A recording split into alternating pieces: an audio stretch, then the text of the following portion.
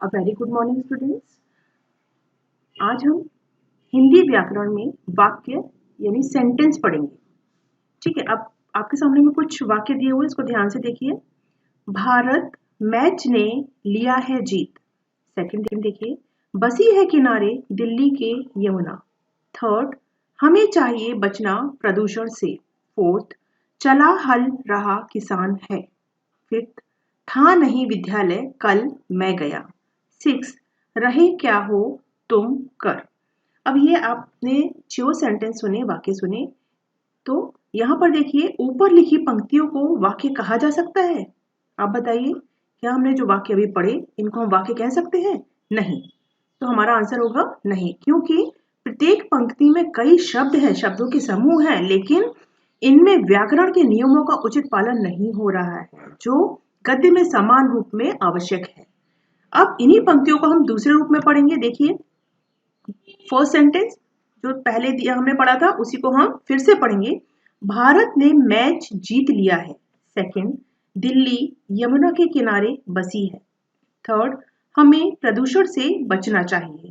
Fourth, किसान हल चला रहा है। फिफ्थ, मैं कल विद्यालय नहीं गया था।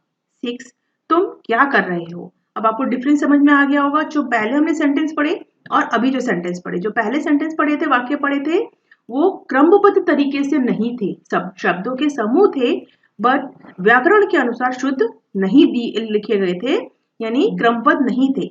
अब ये हमने जो अब जो वाक्य पढ़े हैं, ये पंक्तियां निश्चय ही वाक्य कही जा सकती हैं, क्योंकि प्रत्येक पंक्ति में शब्द आपस में इस प्रकार जुड़े हुए हैं कि वक्ता या लेखक की बात पूरी तरह से समझ में आ जाती है। अतः शब्दों के सार्थक और व्यवस्थित समूह को वाक्य कहते हैं। ये इसकी परिभाषा है। शब्दों के सार्थक और व्यवस्थित समूह को हम वाक्य कहते हैं। ठीक है, अब हमारे जो कोर्स में है, ये हमारा लास्ट टॉपिक है कोर्स में है, वो क्या आएगा? वाक्यों के प्रकार। तो अब हम देखते हैं वाक्यों के प्रकार। तो वाक्य के प्रकार दो आधार के ऊपर होते हैं, रचना के आधार पर और अर्थ के आधार पर। तो हम यहाँ पर अर्थ के आधार पर वाक्यों के प्रकार देखेंगे। अर्थ के आधार पर भी वाक्यों के कई प्रकार हैं, लेकिन हम यहाँ पर सिर्फ वाक्यों के 6 प्रकार देखेंगे। तो अर्थ के आधार पर सबसे पहला जो प्रकार है वो है विधानार्थक। विधानार्थक को असर्टिव सेंटेंस भी बोलते हैं। ठीक है। सेकंड है निषेधात्मक वाक्य, इसको हम नेगेटिव सेंटेंस भी बोलते हैं। थर्ड है प्रश्नार्थक वाक्य यानी क्वेश्चन टाइप। फोर्थ है आज्ञार्थक वाक्य यानी ऑर्डर टाइप। फिफ्थ संभावनार्थक वाक्य यानी पॉसिबिलिटी। सिक्स है विस्मयार्थक वाक्य, इसको हम एक्सक्लेमेटरी सेंटेंस भी बोलते हैं इंग्लिश में। ठीक है, अब इसको एक एक करके इसको अलग अलग देखेंगे। सबसे पहला आता है विधानार्थक वाक्य, जिसको कि इंग्लिश में असर्टिव सेंटेंस भी बोलते हैं। आपने पढ़ा होगा और हिंदी व्याकरण में भी आपने पहले पढ़ा है ये। अब इसकी परिभाषा देख लीजिए। जिस वाक्य में विधानार्थक वाक्य की परिभाषा यानी असर्टिव सेंटेंस की जो परिभाषा है वो आप देखिए।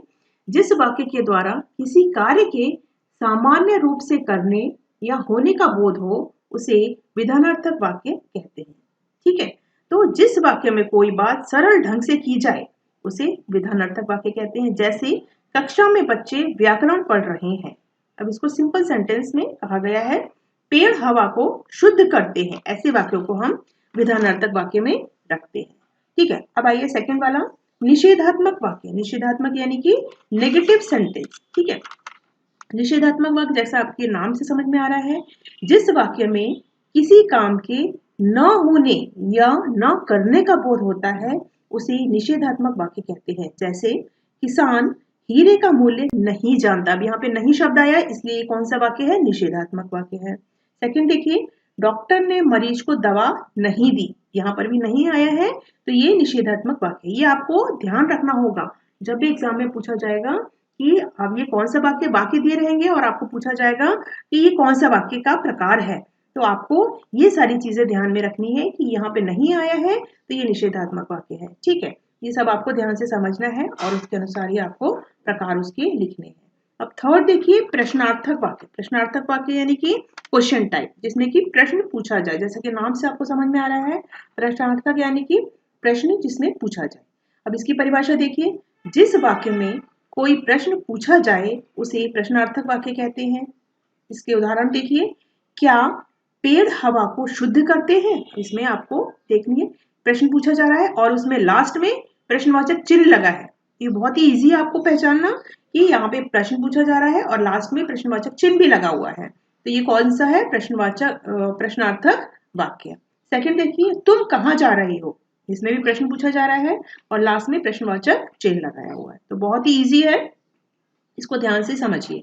उसके बाद आता है फोर्थ है आज्ञार्थक वाक्य। इसको ऑर्डर टाइप बोलते हैं। आज्ञार्थक जैसे कि नाम से आपको समझ में आ रहा है, आज्ञा देना। जिस वाक्य में किसी को आज्ञा दी जाए उसे आज्ञार्थक वाक्य कहते हैं। इसका एग्जाम्पल देखिए, बैठ जाओ, तुम घर जा सकते हो। ठीक है, अब इसमें क्या आज्ञा दी जा रही है कि तुम बैठ जाओ या तुम घर जा रहे हो। इस टाइप के सेंटेंस को हम किस में रखते हैं? आज्ञार्थक वाक्य में। ठीक है, नेक्स्ट देखते हैं संभावनार्थक वाक्य। संभावनार्थक वाक्य यानी पॉसिबिलिटी, हम संभावना व्यक्त की जाती है इन वाक्यों में। अब इसकी परिभाषा देखते हैं। जिस वाक्य में कुछ होने की संभावना हो उसे संभावनार्थक वाक्य कहते हैं। फॉर एग्जाम्पल, वह घर पहुंच गया होगा, वह घर पहुंच गया होगा। तो यहाँ पर हम संभावना व्यक्त कर रहे हैं कि वो घर पहुंच गया होगा। हमें नहीं मालूम कि वो घर पहुंच गया या नहीं, हम सिर्फ संभावना व्यक्त कर रहे हैं। ठीक है, तो सेकंड देखिए, शायद कल बारिश होगी। अब हम कल के बारे में तो नहीं जानते, लेकिन हम संभावना व्यक्त कर रहे हैं कि शायद कल बारिश होगी। तो इस तरह के वाक्यों को हम संभावनार्थक वाक्य में रखते हैं। अब इसका आखिरी प्रकार देखिए, विस्मयार्थक वाक्य यानी एक्सक्लेमेटरी सेंटेंस। इसकी परिभाषा देखिए, जिस वाक्य में खुशी, आश्चर्य, दुख आदि के भाव आते हैं उसे विस्मयार्थक वाक्य कहते हैं। जैसे शाबाश। अब शाबाश के बाद में देखिए क्या लगाया हुआ है? एक्सक्लेमेटरी साइन लगा हुआ है। तो आप पहचान जाएंगे कि ये कौन सा वाक्य है? विस्मयार्थक वाक्य है। तो यहाँ पर देखिए शाबाश, शाबाश के बाद में एक्सक्लेमेटरी साइन लगा हुआ है, फिर तुमने अच्छा काम किया, पूर्ण विराम। इस तरह के अगर वाक्य आते हैं तो आप बहुत ही सिंपल आप पहचान जाएंगे कि ये कौन से विस्मयार्थक वाक्य। ठीक है, अब इसके बाद में अभ्यास के लिए मैंने आपको कुछ यहाँ पर दिए हुए हैं वाक्य और उनके सामने में प्रकार उसके लिखे हुए हैं। तो एग्जाम में किस तरीके से आएगा? वाक्य पहचान कर उसके प्रकार लिखिए। यहाँ पर वाक्य दिए हुए हैं और आपको पहचानना है कि ये कौन सा प्रकार है, तो उसके सामने में उसके प्रकार भी दिए हुए हैं। ये आपको प्रैक्टिस के लिए दिया गया है। ठीक है, तो ये आपका लास्ट प्रकार था। अभी हमारा पोर्शन पूरा कंप्लीट हो गया है, हिंदी कॉपी का भी और बुक का भी। तो अभी एग्जाम का टाइम आ गया है, आप लोग अच्छे से सब चीजें लर्न कर रही है। आपको कोई भी डाउट होगा तो आप लोग स्कूल के नंबर पे क्वेश्चन करके पूछ सकते हैं। Okay students, all the best, take care, be safe. Thank you. Have a nice day.